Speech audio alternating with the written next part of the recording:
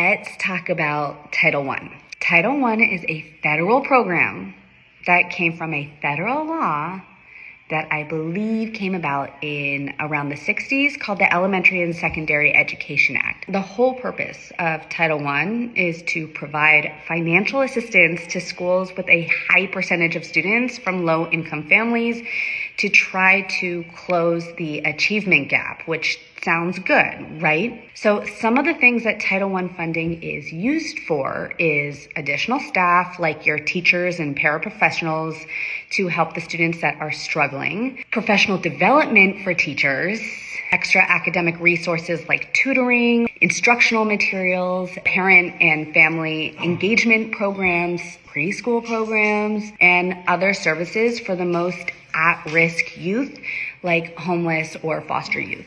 So now knowing what Title I is and knowing what the funding is typically used for, at least some of the stuff that the funding is used for, I have a couple questions. Like, the truth is that Title I is a part of federal law, so it can't technically just go away. But my question is, if the Department of Education doesn't exist or dismantled or barely hanging on by a thread, whatever it is, where are we getting that funding that they typically allocate to Title I services? Maybe the government will still give the money to the states, or possibly each state is going to have to come up with this funding on their own. And how will they do that?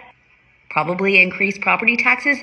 I don't know. Also, who will be in charge of oversight to ensure that this federal law is being upheld in all the schools across the nation, in every state, and make sure the money is actually being spent the way it was intended, to go to resources and programs for students that come from low-income families and the most at-risk youth in our nation in order to close this achievement gap?